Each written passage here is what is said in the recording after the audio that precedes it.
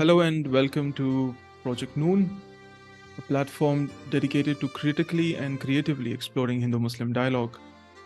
Our guest today is Professor Ankur Barua.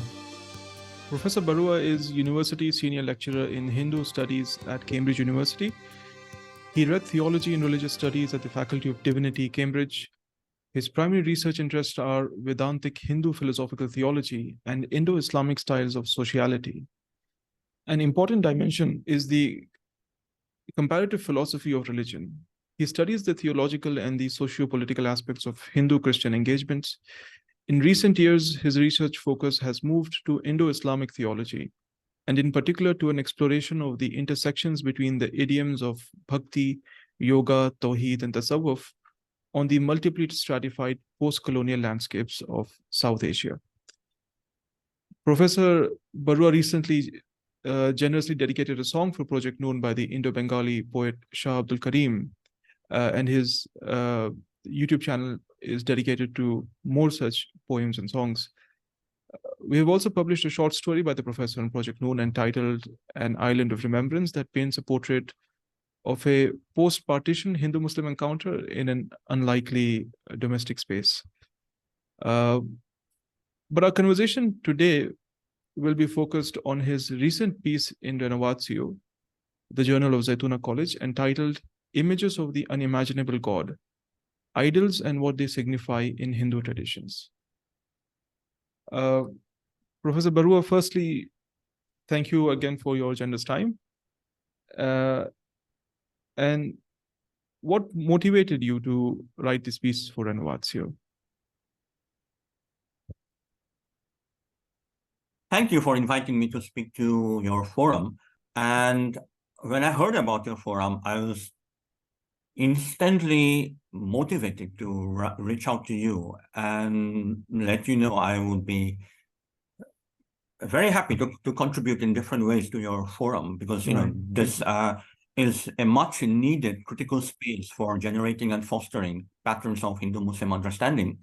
Now, today we are going to talk about what I've said about the notion of idol worship or image worship in that article in Renovatio. But just to give you a general overview of what has been motivating me, especially over the last 5 years, 6 years, to write articles, books even on questions of Hindu identity, Muslim identity, Hindu-Muslim engagement. So let's say for about the last 4 decades of my life, I have directly lived with and known Hindus, Muslims, and Christians. And I, in one sense, it is something so obvious to me that even when I begin to say it, it seems so trivial. But the fact is that I have lived with and known Hindus, Muslims, and Christians before I started studying Hindu theology, Christian theology, and Muslim theology. In fact, I came to the theological study of religion or the philosophical study of religion pretty late in life and through a series of accidents. We won't go into that, say, at the age of 18 or 19. But even before I picked up a book on Hindu theology or Islamic theology, I have had Muslim friends, relatives, and acquaintances. And when I was about 18 years old, there was one thought that came to me that greatly distressed me. And the thought was this, that let's say to the average Hindu, now the phrase average Hindu is a statistical construct. There is no average Hindu out there. But let's say statistically, there is somebody called the average Hindu.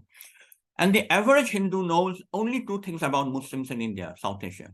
So number one, Muslims are somehow directly or indirectly descended from bloodthirsty invaders from the northwest frontier, from Central Asia or elsewhere.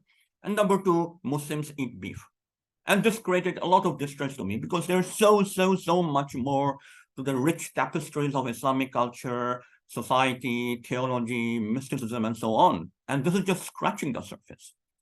Conversely, the average Muslim, again, a statistical construct, there are no average Muslims out there, but the average Muslim knows only 2 things about Hindus. Number 1, Hindus worship idols, and Hindus are polytheists.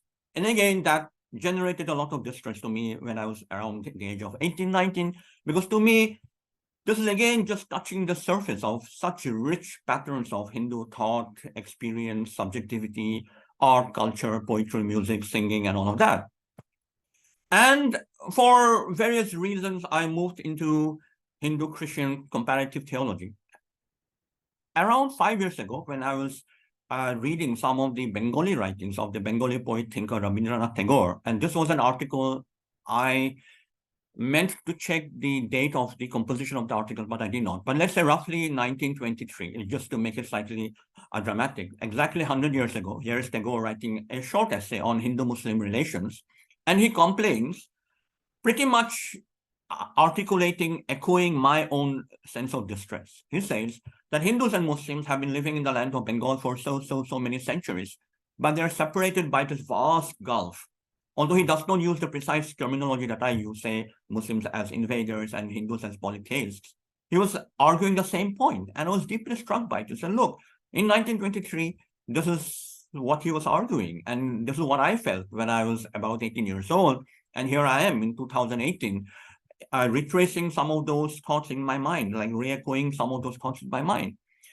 And then some of this sense of disquiet, this sense of distress generated partly, this is one of the many reasons why I wrote the book, The Hindu Self and His Muslim Neighbors. And then I thought, well, at the end of the day, this is an academic monograph. Number one, it is very highly priced. Who has the money to buy these kinds of academic monographs? Number two, they will be lying in some dusty corner of a library somewhere out there. And for better or worse, it's an academic monograph which is written in a slightly technical style. I wanted to start writing something, certain essays, articles where I could communicate the essence, the quintessence of my arguments in that book and in some other articles in a way that would be accessible to people without any kind of academic scholarly training. And so that is partly what was motivating that short story you indicated, partly what has motivated some of the other blog essays that I've written and my YouTube channel. Now, this question, what is idol worship? What is an image? What is an idol in a Hindu context? As I said, the average Muslim will associate straight away with Hinduism. If you go and say, what is Hinduism? Who are Hindus? Idol worshippers. So I wanted to write something in a way that would be accessible even to a Muslim who has never heard the word Veda, Veda, right?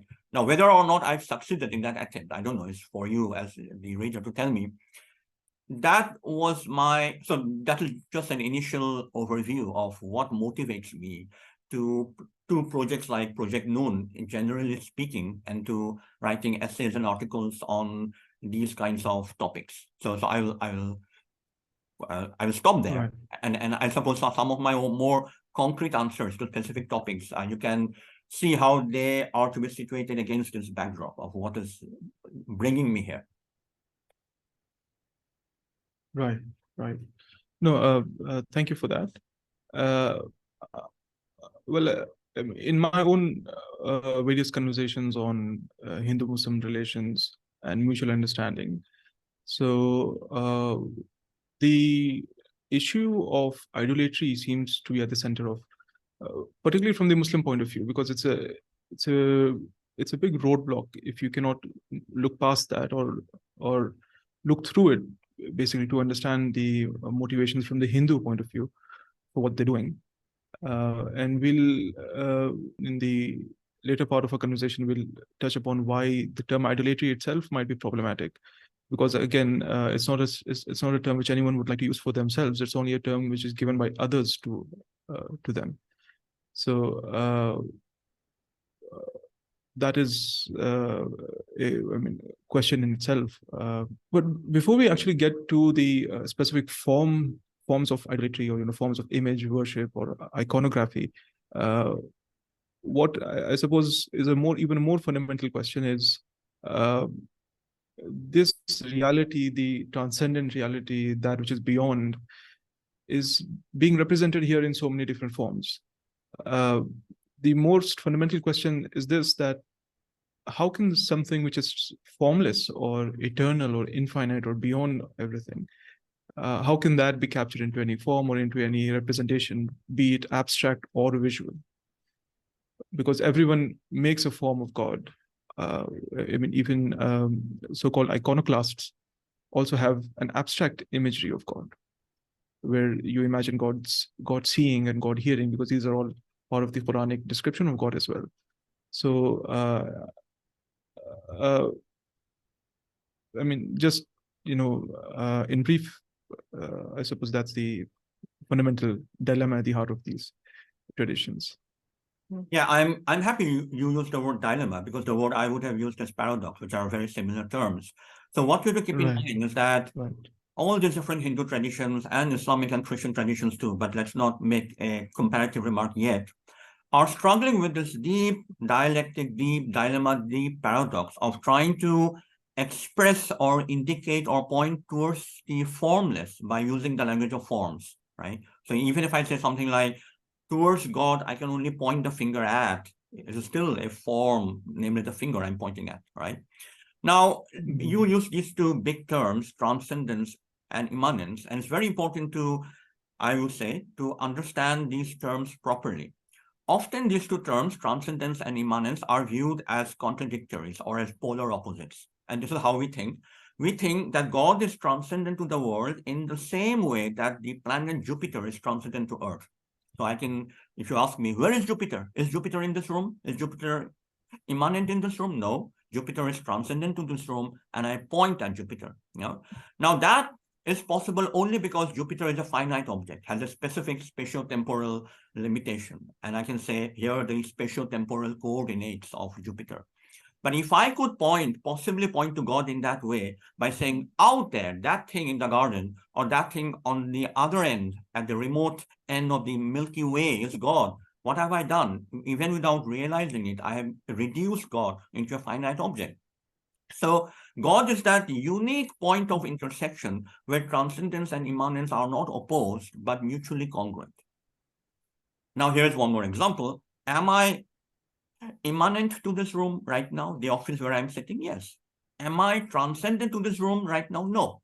And that is because I'm a finite being. I cannot be simultaneously, at every moment in time, be transcendent and immanent to each spatial temporal location.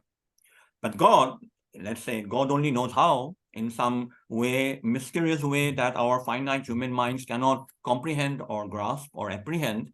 And if you want to call it the mystery of creation or the mystery of being, you may use that language.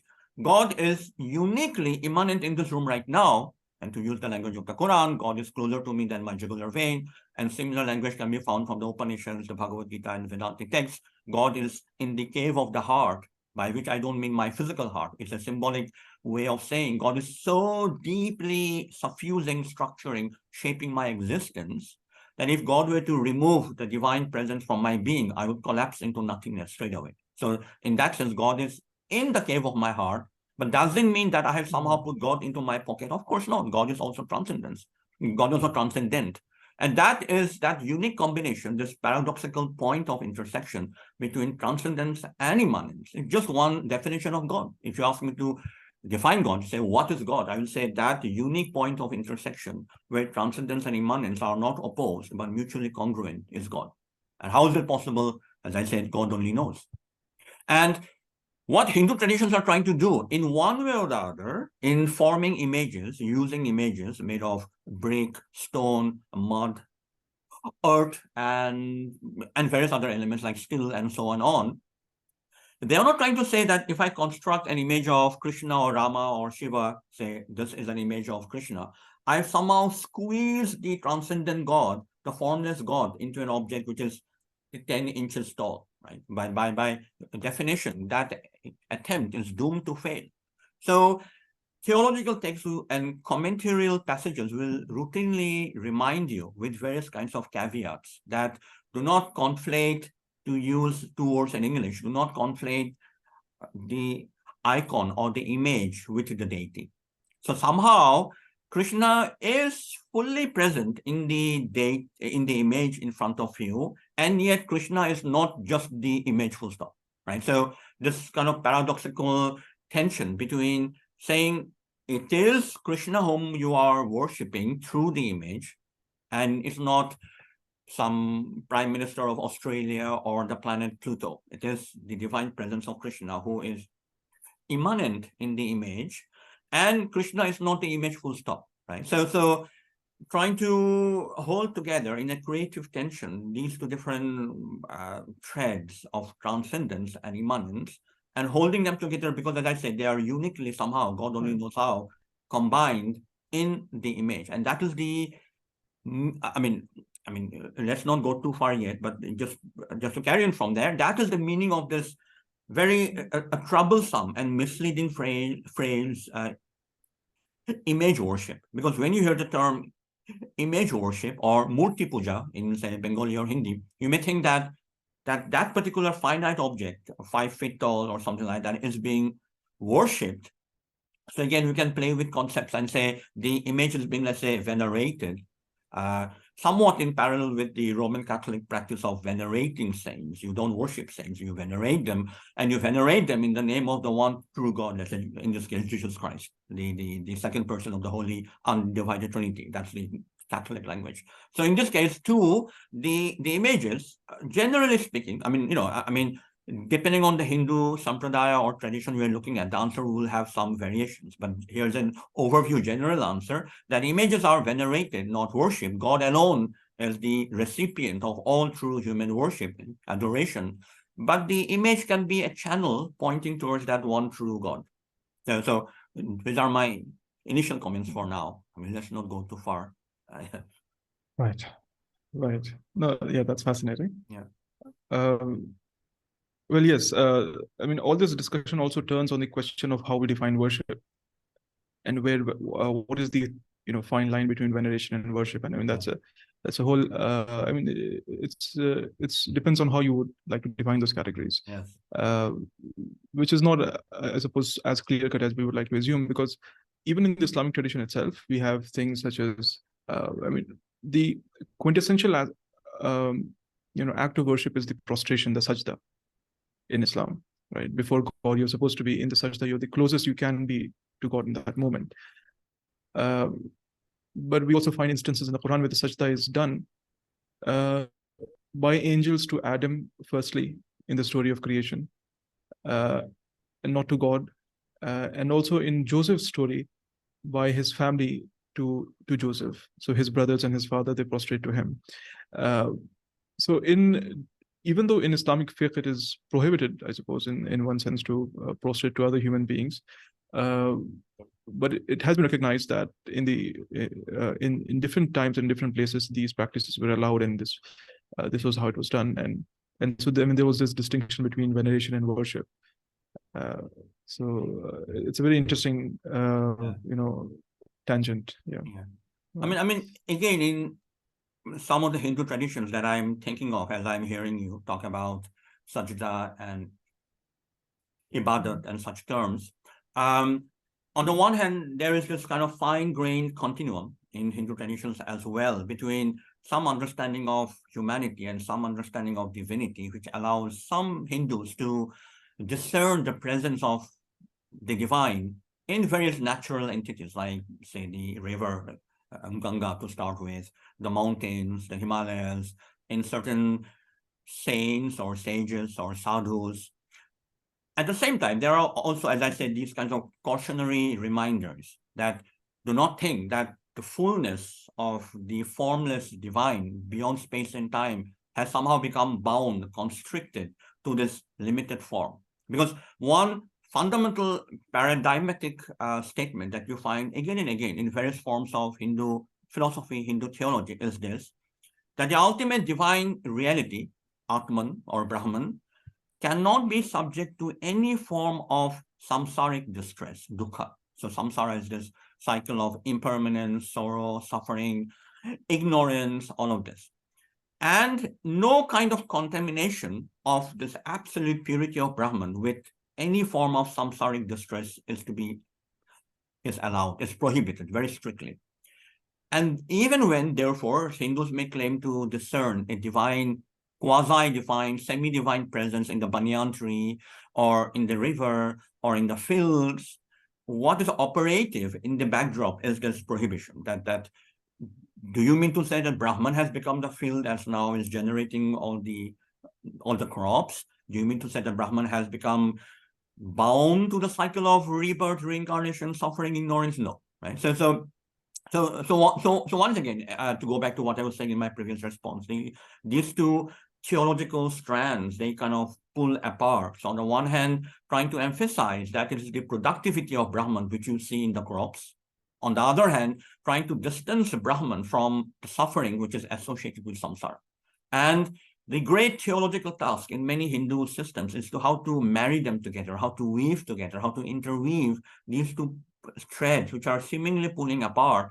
Is Brahman in the rice field? Yes. Is Brahman in the rice field? No. And you to affirm both the affirmative and the negative in the same breath. Yes, no is the answer. Right, right. Right. And of course, um, there are equivalents of this polarity of the divine nature, I suppose, in various Abrahamic traditions as well, the transcendence and immanence, or in Arabic, what is known as tanzi and tashbih, uh, which is beautifully encapsulated in that one verse in the Quran, which says that there is nothing like him, and he is. I mean, this is the first part of the verse. The second part continues. There's nothing like him, and he is the all-hearing, the all-seeing, or the all-knowing. So knowledge and hearing or listening or knowing. I mean, these are again on the first part you emphasize the dissimilarity of God from all human attributes, and then you ascribe certain human attributes to him. Because without that, I suppose, without some kind of similarity or some kind of human, I mean, using our human faculties as a metaphor to understand the divine, it would be impossible to know anything about him or to have any relationship with the beyond. Yes. Right.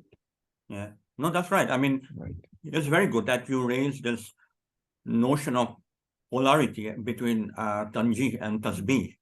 Say, Right. does God, Allah, really sit on a throne or not? There are all kinds of answers possible. One is, no, it's just a symbolic, allegorical way of saying. One way could be, no, there really is a throne. And a third way could be, God only knows how. I mean, there really is a throne, but not a human throne. And God does sit on that not human throne, and God only knows how, right? So many different permutations and combinations are possible, even within an Islamic context. I'm not even talking about murti and image in a Hindu context. Right. And although in this particular essay, I don't make any extensive Hindu-Muslim, Indo-Islamic comparative remarks. I mean, there is one paragraph where I highlight some such engagements. Some of these perplexities, dilemmas, polarities, complexities in the Islamic traditions too are what I had in mind, although I was not directly engaging with them or responding with them. I was hoping that some of my Muslim audiences would see, okay, I mean, I'm not now a specialist in Hinduism, but what this guy is saying does remind me of this medieval pre-modern debate between these two theologians in Baghdad in the 14th century, or this great debate that happened in Lucknow in 1852 between this person and that person about these questions regarding does God sit on a throne, and what kind of a throne is that? Is it made of gold? Is it made of kind of divine stuff that I do not comprehend? Right. So this is the perennial in one sense, struggle of trying to express the formless, trying to indicate the formless, trying to gesture towards the formless by using human form. Because what else will we do? Because we human beings are where we are, namely formed beings. I mean, if we were angels, we would not even have this discussion, right? I mean, we would have some kind of a non-spatio-temporally located maybe intellect, and we would just kind of know the angels or know even God maybe to some extent. But for better or worse, we have a form, and we have to start with where we are, namely form. And to try to get out of our skins and say, okay, I will aim at a formless vision is, I would say, humanly impossible. We just have to start from where we are, namely form. The question is what status you assign to form, how significant you think form is. Is form dialectically interrelated with the formless? Is form a pathway to the formless? Or is form something that is completely corrupted and corruptible and has to be thrown away straight away, right? So the question is not whether form, the question is what to do with form. Right, right. Right. And what does form represent for you? Right. Yeah. So that is again another question, is it not? Right. By form, do I Mm. mean Right. art? Do I mean iconographic form? Or as you were pointing out earlier, is a, say for example, to put the question very bluntly, Allah, God has 99 names. Are those 99 names forms? I could come up with a definition of form, such Right. as even a name is a form, and even that would become a form of idolatry. One should say one should not even use any Right. name because name is already a form according to my definition of form. So that raises the meta Right. question: Right. what is a form in the first place? Then, Right. Well, I mean, it is at least a conceptual form, yeah, if not a visual form. yeah, So yes. yeah. And when I say form, I just mean form. I have not defined form in any way. Whether form has a material Right. embodiment or an iconographic correlate. I mean, we Mm. have not yet gone there. I'm just using the English word form or the Sanskrit word rupa, and I'm sure you can find words in Arabic and Persian for that. So whether it is a mental visual presentation or a graven image, which is prohibited, say made with hands and made with Right. uh, a clay and wood and stone, or whether it is a calligraphic form, a beautiful calligraphic depiction of a surah or from the Quran, or let's say beautiful calligraphic invocation of a Hindu god, right? So is that a form or not? In a very, if you apply a very stringent definition of form, then even talking about God will become impossible because what is language? Language is sonic form. Right. Language is a language itself, Right. just language called English that I'm using to talk to you now, or Hindi or Urdu or Bengali or any North Indian language. These are forms made with sound, with human, these are sonic representations. So even talk about God Right. will become Right. impossible if you, again, as I said, maintain a very stringent criterion of Mm. not use form to talk about the formless. Right? No painting will be possible. No calligraphy will be possible. No construction of temples and mosques will be possible. No architecture. No music. That's why, as you know, I mean, Right. even in Uh, many Islamic contexts, the status of music is deeply disputed. Right? Whether you can or cannot use music in talking about God. So I would right. say the real debate is not Right. whether Hindus are idol worshippers or not. The real debate is the meta question: what is an idol in the first place? Have we gone to Mm. the drawing board and arrived at some kind of Mm. consensus? I say some kind of consensus because human beings don't agree on pretty much everything. But if we can have some kind of consensus that if you cross that line, I won't call it an idol, and if you do not cross that line, I will call it an idol. Let alone Muslims and Hindus. Muslims, Christians, and Jews have not been able to answer this question for what, 2000 years now, Right. right? I mean, Right. so Right. it is very much an ongoing debate, even, I highlight the even within so-called Abrahamic context. It's not that Right. Jews, Muslims, and Christians have figured out the answer, okay, this is an idol, and when we approach the Hindus as one block, okay, you better accept my definition of an idol. What was that? What is the definition of an idol in Abrahamic context, right? There's no one fixed understanding, it varies.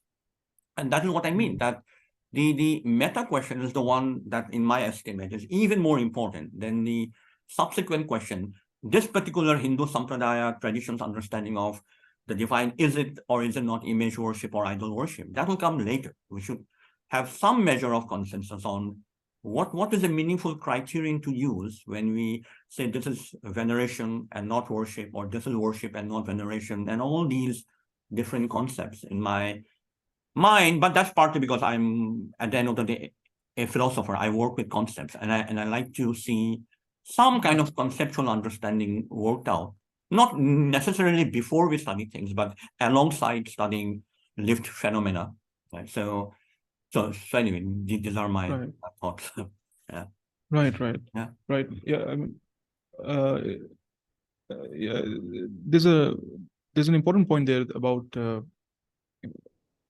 if you're just looking at it from a Muslim point of view itself, uh, the uh, any conceptualization of God is by definition a limited conception, because God is, we believe, always beyond whatever we can imagine of Him, even our highest imaginations. Indeed. So every conceptual form or every conceptual or every imaginative, everything that we can imagine is itself an idol in that sense, because it represents God only in a limited way.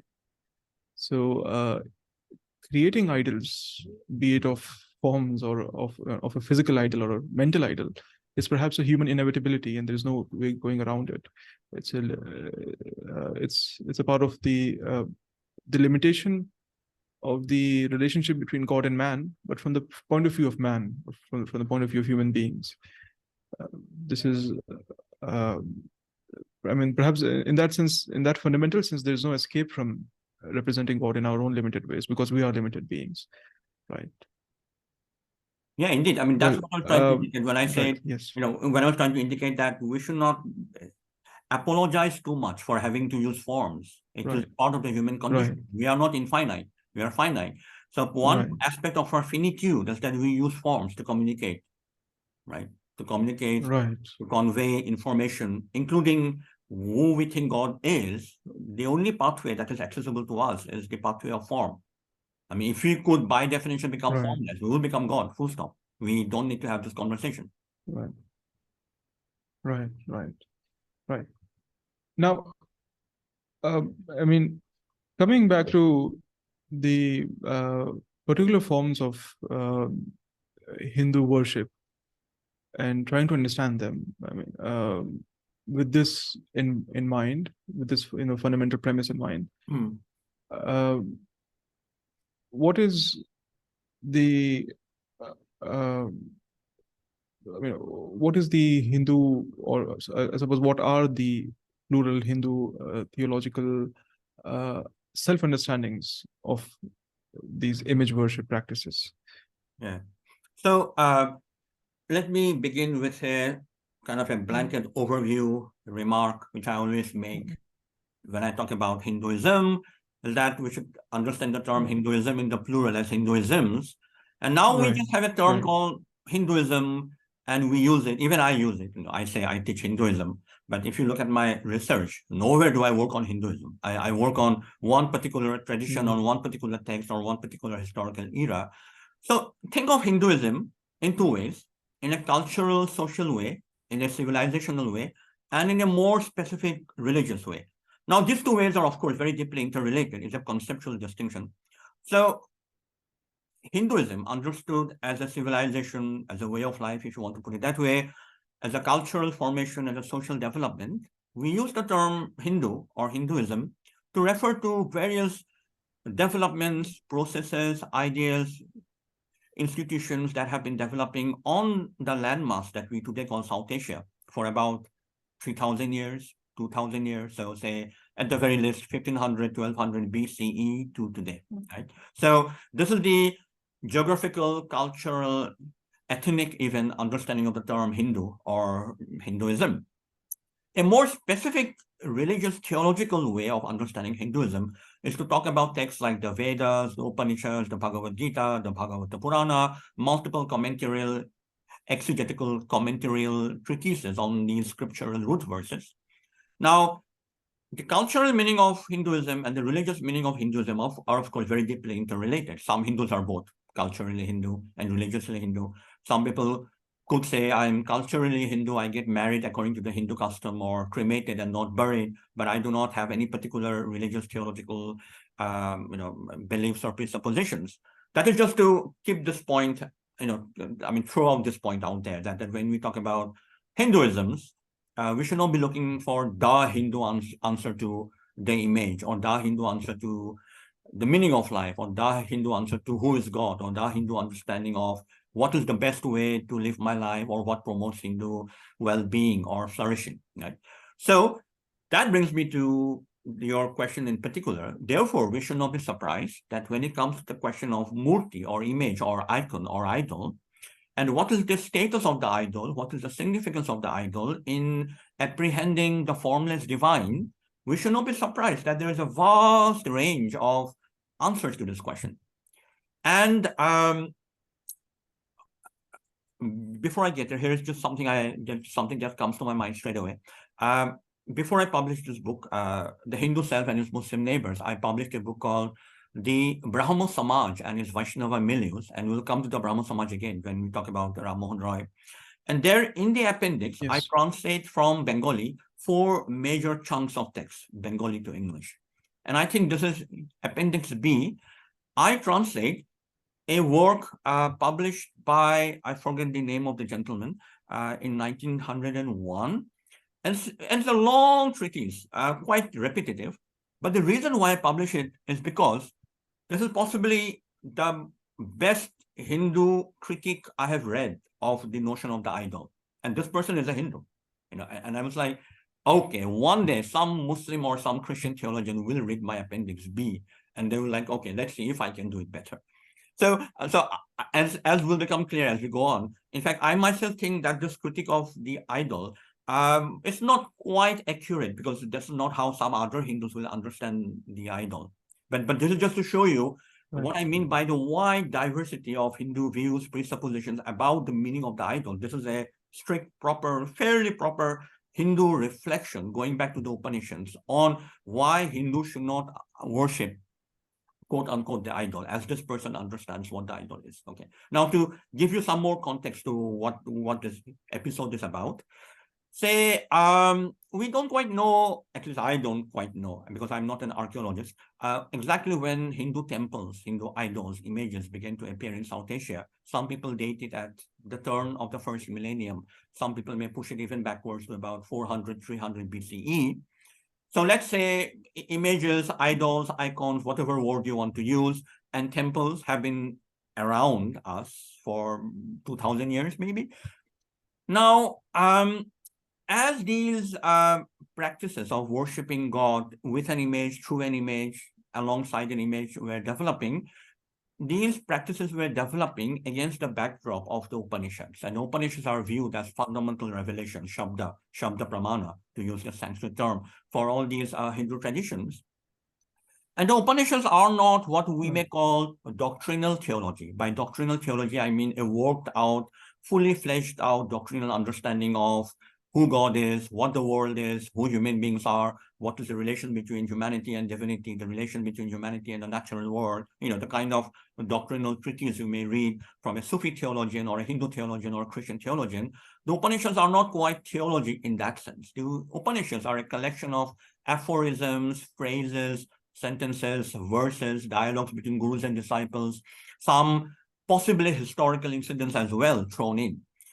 And there are some verses in the Upanishads which, on the face of it, very clearly say that any attempt to use form-like quasi-formed entities is preliminary, is penultimate. And the recurring motif, which is found in one Upanishad and which is used subsequently, is neti, neti, not this, not this. So it is via negativa, the method of negation. So God is not a laptop, not this conversation, not a camel, not a cow, not a goat, not a mountain, dot, dot, dot. You carry on with this long, infinite, in potentiality, a series of negative disclaimers. And there are also verses, including one which I quote in the essay itself, which says, God is not this, God does not have this, God does not have that, God does not have that, right?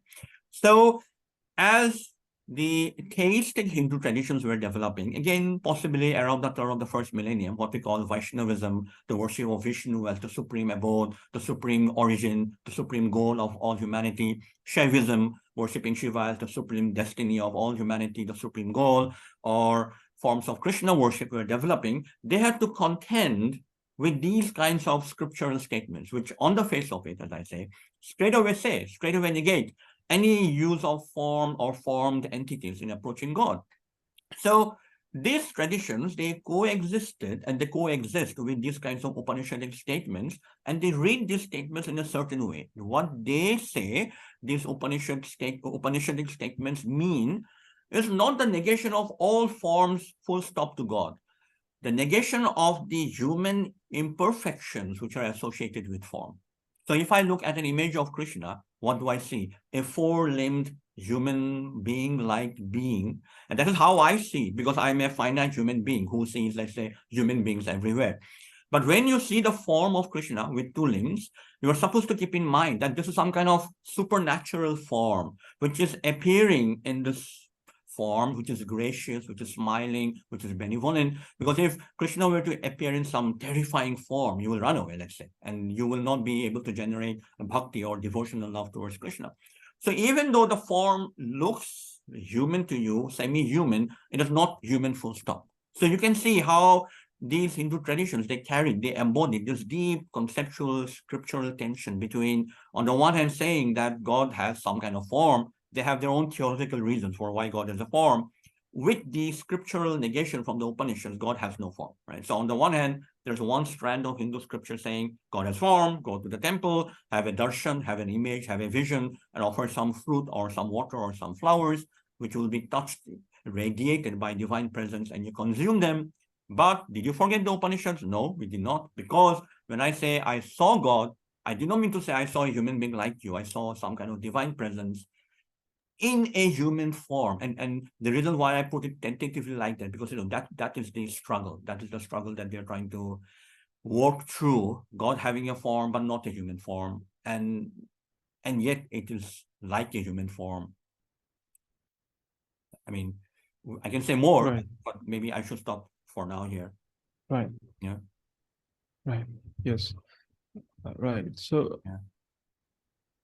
right. I mean, yeah. I mean, that's very interesting. And in the article itself, you cite two incidents of one. I mean, of involving Sri Krishna. One as an infant, and one in the battlefield of Kuru. Indeed. As an infant, of course, his mother Yashoda sees within his mouth, the entire universe or the entire cosmos, and all these realities, and herself even. And then I mean, another instance, you have Arjuna in the battlefield of Kuru asking Krishna to show him as himself, in all his reality. And uh, I mean, in both these instances, Krishna is both the infant and the divine, and both the cousin and the charioteer and the divine, right? So I mean, this tension is both. I mean, involved in both these places, right? Yes. This tension that you point out, Yes. Mother Yashoda looking into the mouth of the tiny mouth of the infant Krishna and seeing how the finite baby enfolds and encapsulates a whole infinity of worlds is what I was trying to get at earlier when I said the image or God is the paradoxical point of intersection between transcendence and immanence. When you look at a finite object, you see that the seemingly finite object contains an infinity of worlds within it. And this is this mystical vision, if you will. Say, for example, if I say, okay, here's my cell phone, and if you ask me, do you see the presence of God in the cell phone? Suppose I'm the kind of theologian who says, oh, what does a cell phone have to do with God? God is like grand matters. If you go to a temple, if you go on a pilgrimage, that is real God. God has nothing to do with such a mundane, petty little thing. But the moment I argue like this, I'm setting up an artificial distinction between two doctrines. One is divine monotheism, and the other is divine omnipresence. So if God is absolutely one, God has to be present in everything, including, I should say, especially the cell phone. So to say that God is somehow not present in the cell phone, but God is present in a temple or elsewhere, or in a mosque or a church, I'm setting up this bifurcation between divine monotheism and divine omnipresence. Whereas these two teachings or notions or doctrines are two sides of the same coin. If God is absolutely one, God has, by definition, to be present in everything, including the laptop, including the cell phone. So this is what is being articulated through this parable of a mother looking into the mouth of her infant. And the mother may say, oh, this is just an infant. What does God have to do with it? But that is like a salutary message to us, that do not think of anything to be so mundane, so petty, that God has nothing to do with it. God is there because God is omnipresent, including there. Right. Right. Right. And I mean, in one sense, this vision of Advaita, of non-duality, and Brahman, or the absolute being, uh, uh, I mean, it converges all this multiplicity into a single point, and saying that, I mean, in fact, I mean, it might seem outwardly that what you're saying is that I mean, God has so many different forms, but it is all because God is the only form, or the only substance, or the only reality that is real, and that is absolute. Yes. So everything else that we see are but forms or emanations of this reality and different manifestations of it, right? Yeah, indeed. Right. I mean, so I mean, this is in principle, or right. And this is what I was saying is that I mean, this is rather than a point which emphasizes the multiple forms of God. I mean, this doctrine is bringing it all back to the absolute oneness of God in one sense. I mean, so I mean, from an Islamic point of view, that's a very interesting idea. Yeah. Right. No, that's what I meant when I said divine omnipresence, seeing God in everything, and divine monotheism are two Right. sides of the same coin. That if I claim not to feel the presence Right. of God in the sky, what am I denying? I'm denying divine monotheism because I'm saying I've located a spatial temporal zone where God does not exist. There's somebody else there in the sky. That doesn't mean I have to worship the sky as God. My point is that's why I use Right. the position in that somehow, Right. I don't know how, God is present in the sky. And where does it follow from? From divine monotheism. If God is absolutely ultimately one, then I cannot deny the divine presence anywhere. What I do with the divine presence that I feel it is Right. another Right. matter. I mean, whether I venerate it or whether I don't do Right. anything or whether I write a poem or sing a song about it or I give a lecture on it, that's a subsequent question, what to do with this presence. But I cannot deny the divine presence in anything. And in one sense, this is just what is called polytheism, although in a negative way from, say, Abrahamic perspectives. When they say, oh, Hindus go around worshipping multiple gods, what I'm showing is that this so-called Hindu polytheism is a logical implication of divine monotheism. If God is absolutely one, you cannot not see God in everything. Right. And Right. that Right. is what others call Yeah. And polytheism. I mean, right. Right. And of course, I mean, there are also very interesting, uh, inflections of this doctrine in Muslim theology as well, particularly in Sufism, where the kalima la ilaha illallah, no God but God, is also extended to mean there's no reality but God. So the absolute reality is God, and everything else is but contingent reality, and uh, which is, of course, the school of Ibn Arabi and um, the school of Wahdat al-Wujud is, uh, I mean, in that sense, it is very, of course, I mean, similar to the Advaita view of, thinking about God. Yeah.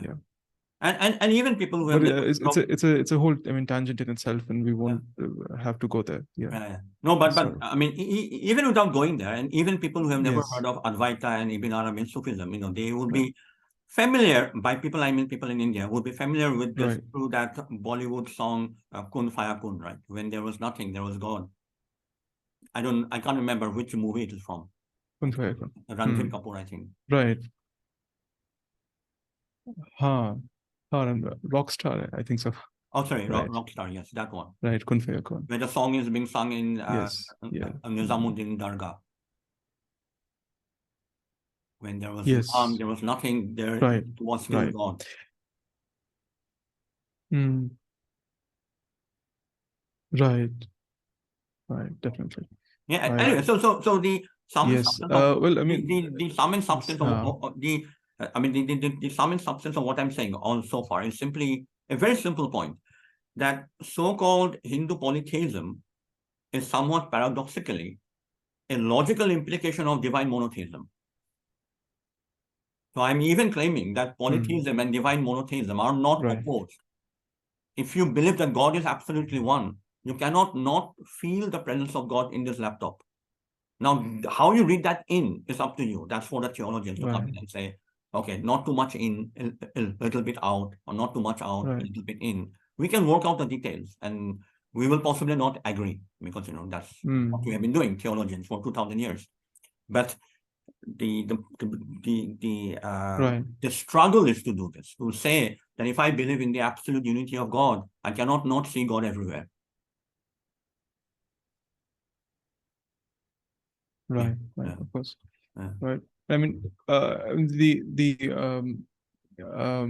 flip side of that, or the opposite, taking the opposite side, would be to say that the world, or other things have independent existence apart from God.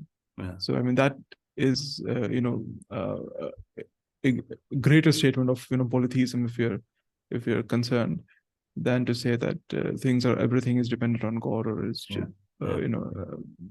has God as its only source, right? That you're right. Yeah, indeed. That's a very I mean, good, very subtle and just very one or important two point. more interesting. Yes, Yeah. yes, Yes. yes, So the world is a yes, dependent reality. The world is not an independent reality. To say that world has its own momentum through which it right, exists is a form of shirk, is a form of idolatry. right, The world exists right, insofar as it is right, in existence by God. So that is what I mean by a dependent reality. Otherwise, we'll have two realities, right? One called God and one called the world, which is left to its own right, devices, which can usually do the stuff on its own. And on Friday, it remembers, okay, it's right. time for the Juma prayer. Okay, let's go there. Right? So Mm, that is shirk.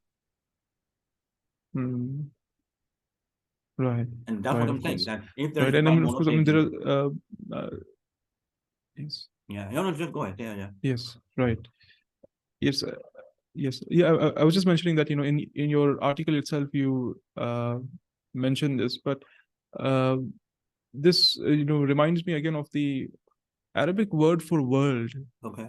is alam. I see. Yeah, yeah. When we say that God is the Lord of the worlds, Rabbul Yes, Alameen, yes, uh, its root is alama, meaning something which indicates, or a sign. And I mean, the entire world is supposed to be an ayat, or an indicator of God. So when we see the world, we are supposed to see not the world, but God through it, yes, which is what the word, I mean, the alam signifies. yeah, yeah. I Right, mean, to use a slightly technical word, right, diaphanous. The world is diaphanous insofar as everything is a signifier of the ultimate signified God. right, So I look at a tree in the garden and I will see the leaves of the tree right, containing somehow, so the somehow that is to be worked out by the theologians, containing somehow the signs of the divine presence. So even a leaf, or I should say right, especially a leaf, has that sign of God, that trace of God, that residue of God. So the debate is over whether this kind of language right, is to be viewed as idolatrous or not. That is the debate. So it is a conceptual, right, it's not a Hindu-Muslim debate. right. Of course, right. Yes. So I mean, yeah, that is, I mean, basically the crux of, I mean, of our discussion here. That, I mean, these conceptual conundrums lie at the heart of all our traditions, not just of, particularly. I mean, these aren't challenges just for Hindus or just for Muslims, but this is, yeah, in one sense, perennial theological challenges which all of these traditions deal with in various ways. Uh, right. Yeah.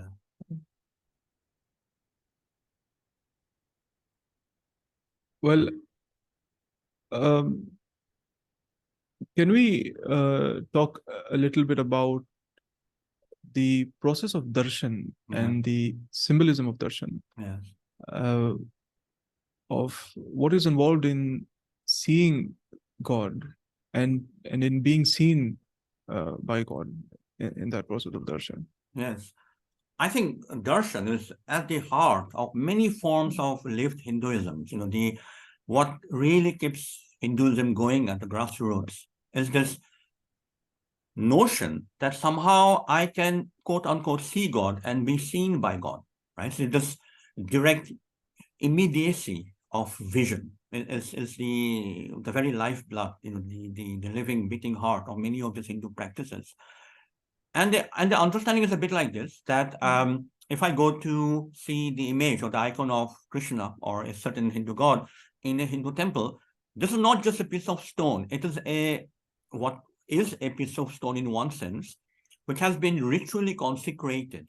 And therefore it is, let's say, semi-divinized matter. So to you and me, let's say, who may not be part of that Hindu sampradaya, we go and say, oh, it's made of beautiful copper, which has been imported from Australia. This is how we may comment on the constitution of that idol or that image or that icon.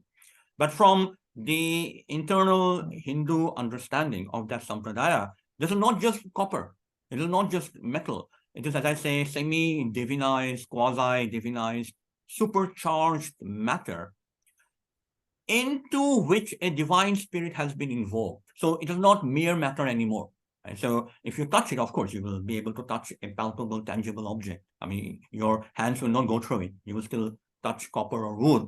but because it has been charged with its divine potentiality, has been awakened, has been activated. It is not just wood or copper or mud or earth anymore. And this has been done through a very complex ritual procedure, which is laid out in different manuals, right? The person, let's say, will have to wake up at 4 a.m. in the morning and ritually consecrate it with different elements like, let's say, milk or honey and so on.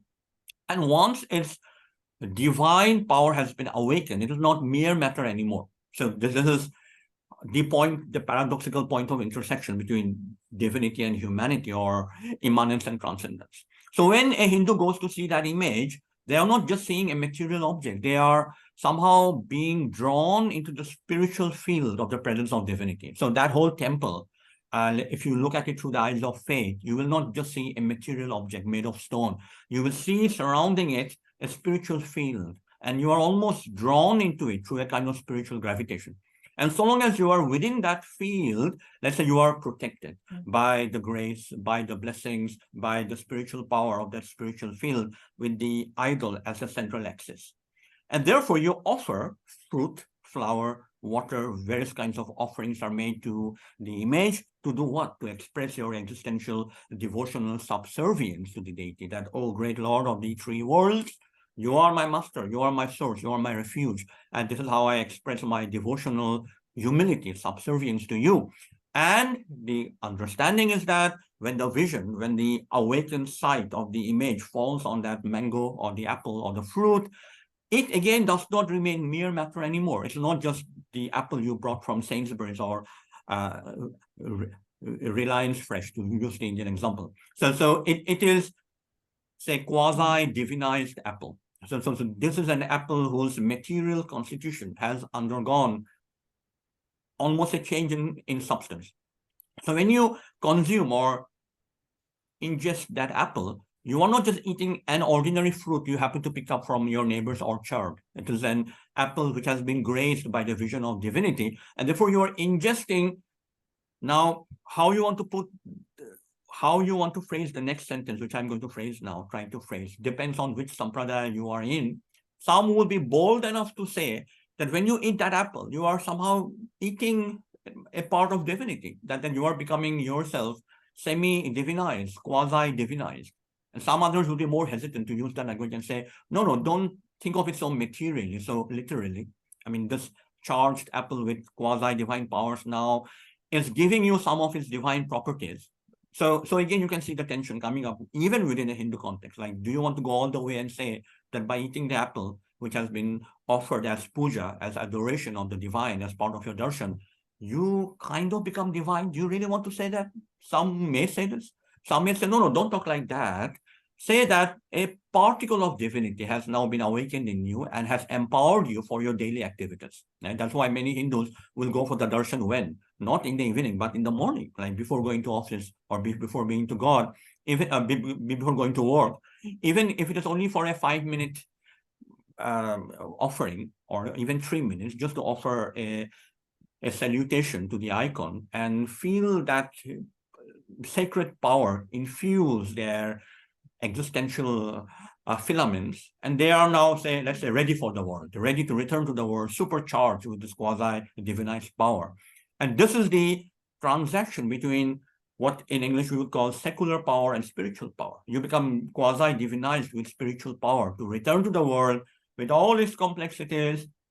Somebody's daughter has to get married, somebody's uncle is in hospital, somebody has to catch the train to go to Aligarh, somebody has to deal with the election, somebody has to do the whole lightening of human ills and complexities. You are now ready to return to the world through that spiritual locus of 5 minutes, of 3 minutes, right? So this is why I say, I mean, darshan is what drives so much of Hindu practice at on the ground, including the darshan of the guru, for example. This is why seeing the guru, who is an embodiment, a living vehicle of the divine presence in many Hindu sampradayas, is so important, because the guru is not just you and me who is happening to talk about Hinduism and Islam in this case. The guru somehow embodies and embodies this divine power, this divine presence, to some extent.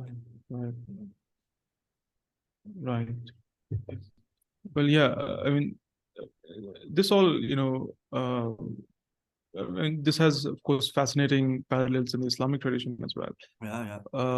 What you're terming the quasi-divine power or energy, I mean, it sounds very similar to the concept of barakah in Islam, Yes. barakat or baraka, Barakah where of I the mean this Murshid. spiritual, right? Yes, yeah, of the murshid, or I mean, not just of the murshid, but I mean in general, Yeah. so many things in life are considered imbued with this baraka.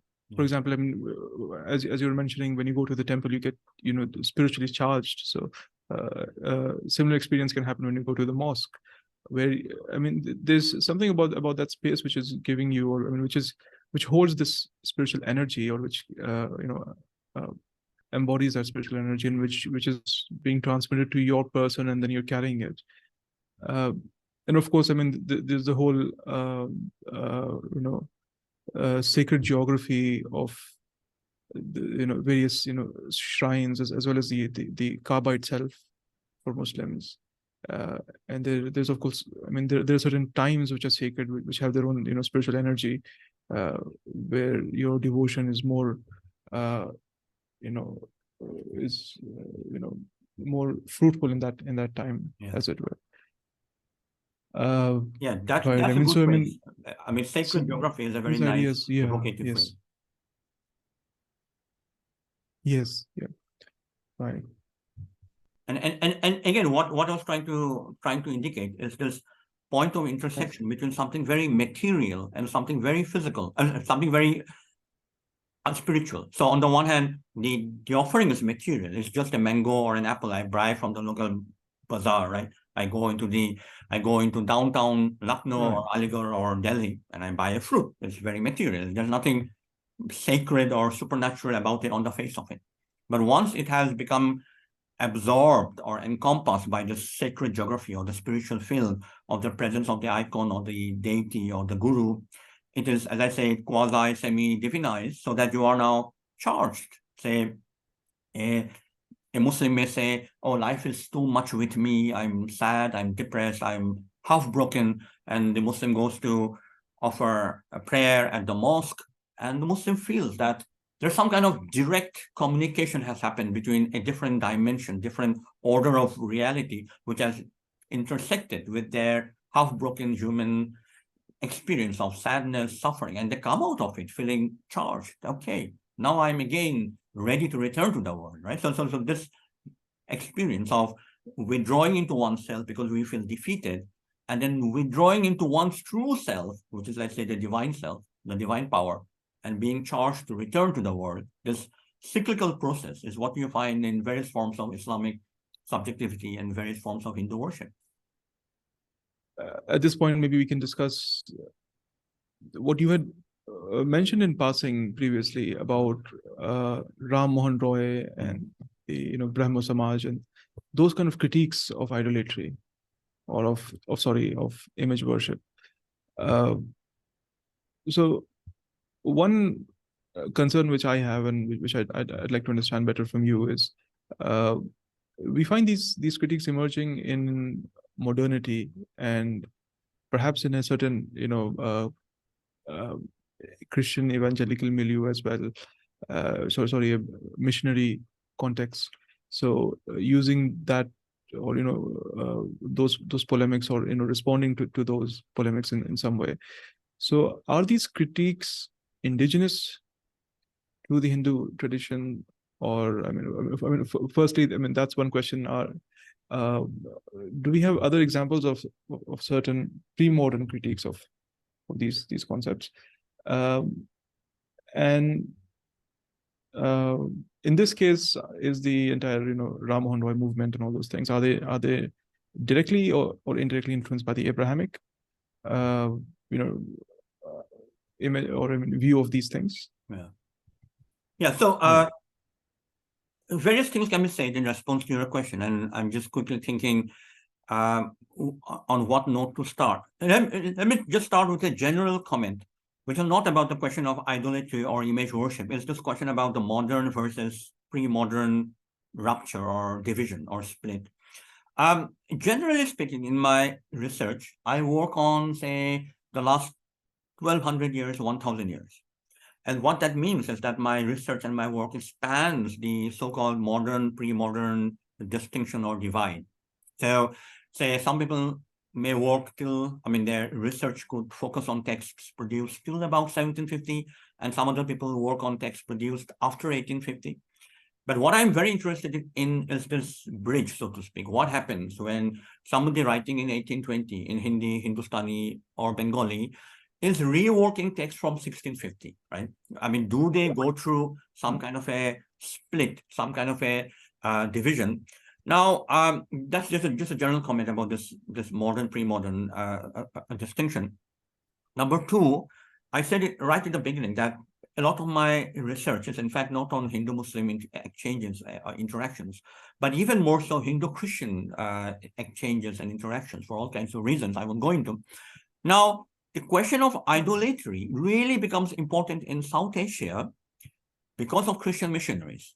So from about, say, 1800 onwards, Christian missionaries who are arriving in South Asia, Pakistan, Bangladesh, India, today, Nepal, they read Hinduism through this blanket category called idolatry. And their understanding of idolatry is largely based on the Hebrew Bible, certain passages, certain verses. The gods of the nations are idols, and what they're seeing is rank heathenism.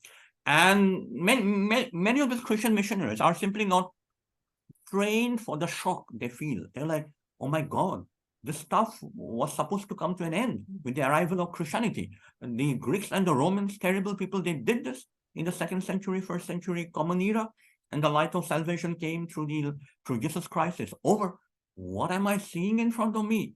This is this terrible land of demons, right? So, because what you have to keep in mind is that these are young men, 18 years old, 21 years old, brought up in an entirely Christian nation. I'm talking about 1800, 1820. And when they arrive in South Asia and see people, Hindus that is, worshipping so many different images, objects, sometimes trees, sometimes the river, they are not theologically trained at all to kind of understand what is the phenomenology behind these kinds of attitudes of veneration, reverence, adoration, worship. So the question does become a sharp flashpoint of controversy between Christian missionaries and Hindu reformers, apologists, intellectuals, social activists on the one hand, because of these conditions of modernity. So modernity, that blanket category called modernity, let's say it begins to develop in South Asia from 1800 onwards, does provide the context where debates over idolatry become extremely contentious. But the language in which many of these figures like Ram Mohan Roy and various other figures, the language that they're using is not created overnight in 1850. It's not borrowed from a certain verse in the Bible or a certain ayah or surah in the Quran. This tension between worshipping the divine reality through a form or affirming throughout that God is so utterly formless that no forms can be given is, as I was indicating in a previous answer, goes all the way back to the Upanishads and goes back to certain developments in Hindu theology around the 8th, 9th, 10th centuries of the Common Era, which predate the colonial encounters by about 800 years, 600 years. So let's say the two key terms here are Shaguna and Nirguna. So guna is like a quality, feature, attribute, and Nirguna is absolutely formless, and Shaguna is having a form. So just to keep things very simple here, the Advaita commentator, exegete, scholar Shankara, roughly the 8th century, says that Brahman, the divine reality, is absolutely, utterly formless. So that paradoxically, I should not even say things like Brahman is utterly formless. The way to talk about Brahman is through an absolute, utter silence. But if I do that, you will be mystified, puzzled, perplexed. So I speak. As an accommodation to our human conditions of formed beings, we use the language of guna, qualities, forms, attributes. Whereas Ramanuja, and starting from Ramanuja, various other forms of bhakti movements in Western India, North India, South India, Ramanuja provides the theological underpinning for a way of speaking about the divine as having form, but subject to that caveat I pointed out earlier, that this form is not just a form of DNA, flesh and blood form. It's not just a form of human hair or like a human hand. It is a supernatural form about which, again, I'm mystified, I'm puzzled. I can't tell you how it is that the form looks so human-like and yet not human. So this is a debate. It's a standard debate going on throughout many layers of Hindu ritual expression, Hindu theological speculation, commentarial exegesis. At the very least from Shankara and Ramanuja, but Shankara and Ramanuja themselves are borrowing their language from where? From the Upanishads, from the Bhagavad Gita, from various other texts going back to the 2nd century BCE. So to look at this debate that is happening in conditions of modernity in the time of the Brahma Samaj through a temporal telescope, you will see the theological commentators Shankara and Ramanuja, you will see the Bhagavad Gita, you will see the Upanishads, you may even see the Rig Veda, but let's not go that far back. Let's say at the very least, to study the critics of idolatry or image worship developed by the Brahma Samaj is to understand how these critics have a very long cultural theological history in the Hindu traditions, going back at least to, say, the Bhagavad Gita, possibly 200 BCE. Let's work with that date, right? So a short answer to your question is modernity, and Christian missionaries in particular, provided the context where the question of idolatry became an extremely important, let's say, flashpoint of debate and controversy. But Christian missionaries or European observers did not provide the idioms for this debate, or for the language that the Hindus like Ram Mohan Roy himself used. It's not borrowed from the Abrahamic traditions. It was contained within the Upanishads and layers of commentaries on the Upanishads. The language would have been shaped and inflected, very deeply inflected. In fact, in the case of Ram Mohan Roy, if you read the language of Ram Mohan Roy, he speaks like a contemporary Victorian. It's beautiful Victorian English he writes. The Almighty, does this, does this. All these words are from the Hebrew Bible, King James version of the Bible, the New Testament. So the language is very much Christianized, but the conceptual idiom is resonant with Christian missionary critique, but it is also coming out from his own readings of Shankara. He translates many of the Upanishads from Sanskrit to Bengali, Ram Mohan Roy. So Right. maybe I'll stop there for now. Right. Yes. Well, I mean, this is just a side point on this. I'm not even sure about it, but perhaps you can confirm this. Was there also a logical positivistic bent to this discourse in the Brahma Samaj? Yeah. That's a good point. And I mean, perhaps I mean that might have been part of the reason why you wanted to get rid of certain, ostensibly, thick or heavy, images and go back to a kind of Protestant ideal of how worship should be imagined. Yeah. Right. That's true. I mean, logical. Positivistic. That label may be a bit too early to apply to Ram Mohan Roy. Yeah, right. Of course. But in the spirit of empiricist that, kind of, right? Yes. I mean, again, this has powerful parallels, as you know, in Islamic worldviews. There's right between purism and let's say even Puritanism, right, and what we may right. call very gently folk Islam. This whether God has multiple forms, like this form, that form, that form. I'm talking about the Hindu context. You go to this pilgrimage, you go to this temple, you have this guru, or is this absolute monotheism which does not allow any forms, the formless worship of the divine. This is being worked out in the Brahma Samaj. And partly, you mentioned the term Protestant form of Hinduism, partly, as I said, in response to British Protestant Christian missionaries. Most of these British missionaries, we should keep in mind, we're Protestant and not just Catholic. So right. Catholic missionaries would have a slightly more accommodating, could have a slightly more accommodating understanding of veneration of images, because it's part of Catholic practice also to venerate saints, not to worship saints. So when you say Protestant, one should highlight that word. It is indeed a British right. Protestant Christian anxiety about the use of images. And yes, I would say so. I mean that, there is this attempt to purify Hinduism from its perceived excesses But all I would add to that is that it is not as if the Protestant missionaries arrived in 1780 in Calcutta and set in train this motion. I mean, these reformers, as we call them now, or revivers, they were going back to the Upanishads. They were going back to various pre-modern commentaries, just as many the Muslim version would be, say, people who go on the Hajj pilgrimage to Saudi Arabia and realize, oh my God, this is the Quran. I mean, we have moved away, right? So that would be the Islamic parallel to this. Whether you go back to the Quran or go back to the Upanishad. Right. So the language of the Quran and the language of the Upanishads is, of course, not generated by modernity, right? I mean, that tension has always predated the colonial encounters. What happens in colonial milieux is these reformers, as they're called, they realize, okay, there is a problem that we need to face and we need to solve. Right. So. Right. Yeah. Fascinating. Right. Well,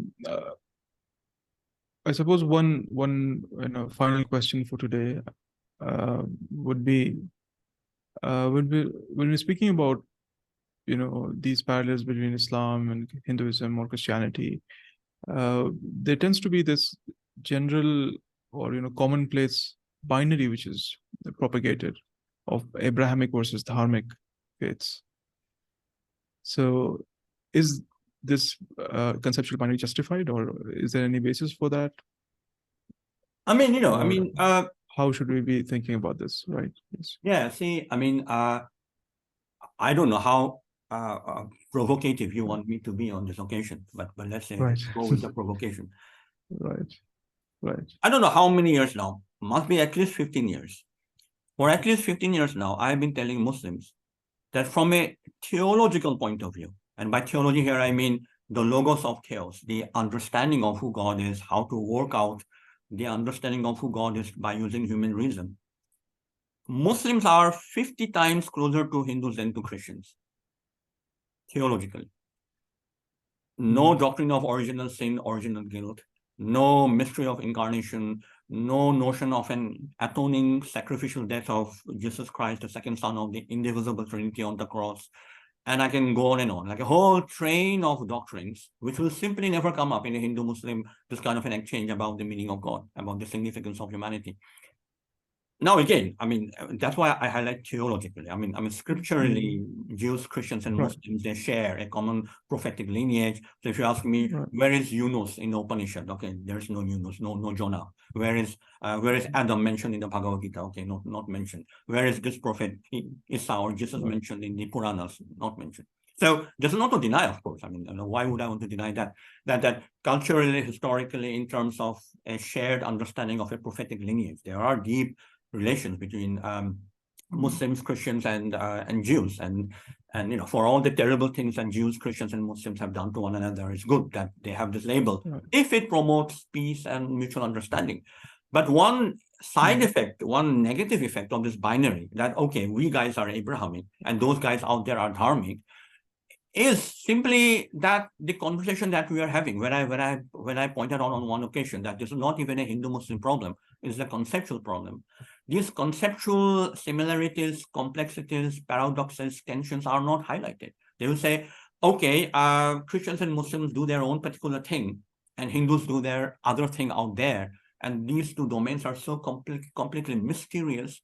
It does not facilitate proper understanding of the complexities, even within the so-called Abrahamic tradition, right? As I say, what is the Abrahamic understanding of the idol? Suppose I ask this question to somebody who defends this slogan, the Abrahamic tradition, right? And I say, okay, the Abrahamic tradition, what is the idol then?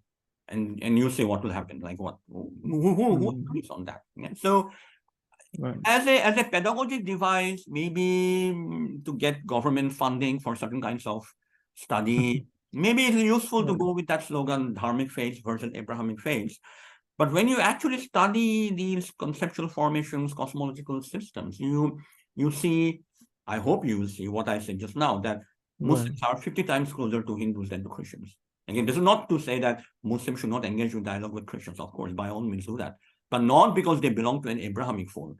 It's simply because we are human beings, finite beings, trying to work out understanding of divine with our finite resources. and Christians and Muslims do share a prophetic lineage, so be it. But that doesn't mean that theologically Hindus and Muslims don't share other things. Like they have, I mean, I think one of the reasons why there are so many of these so-called syncretic Indo-Islamic, Hindu-Muslim milieus across South Asia is precisely for this reason, that Hindus and Muslims at the grassroots find it very easy to migrate in that way. I mean, whatever we may think about this migration, whether it is to be approved or not, is a different matter. But why is it that it happens so naturally? Because of all of this, right? You don't have to deal with this doctrine of the atonement, sacrificial death of Christ, mystery of the incarnation, mystery of the Trinity. Christianity comes with the whole baggage of doctrine. None of this happens from a Hindu perspective, right? It's the singular, absolute unity of God. I mean, I know many Muslims will be shocked to hear what Hindus talk about the absolute unity of God, but it's there in that verse I cited in the essay, is it not? The Brihadaranyaka Upanishad, the Great Forest Upanishad, 800 BCE, right? So the answer is yes and no. I mean, if it helps you to get government funding, okay, I can live with it. But I think it does more harm than good to talk like this. The Abrahamic versus the Dharmic. Right. And I mean, ultimately, it's only you're just essentializing and you're just creating an unnecessary divide towards mutual understanding and mutual engagement. Yeah.